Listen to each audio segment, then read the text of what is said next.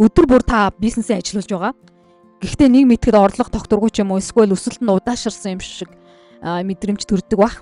Тэгэхээр ихэнх бизнес эрхлэгчид заримдаа нэг адалтаа гаргаад байдаг нь юу вэ гэхээр асуултынхаа шалтгааныг мэдгүйгээр шууд шийдэл хайгаад байдаг. Тэгэхээр энэ видеогоор би бизнесээ онцлно гэдэг яг юу болох талаар ягаад амжилттай яваа бизнесүүд заавал бизнесээ онцолдог вэ? Хэрвээ онцлохгүй бол та яг юу алдах вэ гэдэг талаар бол ярилцсан. За тэгэхээр бизнесээ дараагийн түвшинд гаргахыг хүсч байвал энэ видеог дуусна үзээрэй. За бизнес онцлно гэдэг бол би ягаад ийм үр дүн авч байна вэ гэсэн асуултанд хариулт олох процесс гэсэн үг.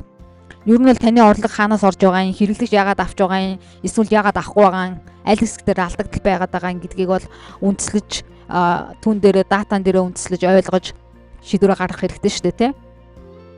Жишээлх нь бол судалгаагаар жижиг бизнесүүдийн 70% нь одоо өөрийнхөө асуудлын жинхэнэ шалтгааныг буруу тодорхойлдог гэж байгаа байхгүй юу? Тэгэхээр онцлоггүйгээр хийсэн үйлдэл бол таамгаар хийж байгаа бизнестэй бол яг адилхан. Тэгэхээр үр дүнд нь юу болох вэ гэхээр та мөнгөө хий дэмээ өргөх болно гэсэн үг. Зар дээр мөнгө хийж байгаа борлуулалт нь нэмэгдэхгүй гэсэн ер нь илүү их мөнгө хийгээд байдаг. Тэ үр дүн өөрчлөгдөхгүй. Тэгэхээр чи асуудал нь зар бол биш байгаа үстэй те. Арай өөр зүйл байж таараа. Энийг онцлогоо хийснээр л бизнес онцлогоо хийснээр л мэднэ шүү дээ. Нөгөөдгөөр бизнес онцлогоо хийсний үр дүнд бол цаг хэмнэж чадна шүү дээ те. Мэдээ зэрэг бизнес эрхлэгчдийн хувьд бол хамгийн том нөөц бол цаг байгаа. Бид нар постыг л видеог л зар ажилууллаа гэтэл юу ч өөрчлөгдөхгүй байх юм бол бид нар онцлогоо хийгээгүй буруу яваад байна гэсэн үг. Тэгэхээр онцлогоо хийснээр яг юуг хийх ёсгүй вэ гэдгийг бас мэдэж чадна гэсэн үг байх нь шүү дээ тий. За нөгөө талаар бизнес онцлсноор бол өсөлтийг хурдан болгоно. Илүү хурдан шийдлийг олдог, илүү бага туршилт хийдэг тий. Илүү тогтвортой өрсөлдөг гэсэн үг. За зүгээр л контент хийх нэг арга. Нөгөө нэг бизнес нь болохоор магадгүй контентынхаа conversion rate-ийг хэмжиж чаддаг бол эн чинь бас хоёр өөр төрлийн бизнес байгаа үстэй тий. Тэгэхээр онцлогоо бол ийм үр дүнтэй байдаг.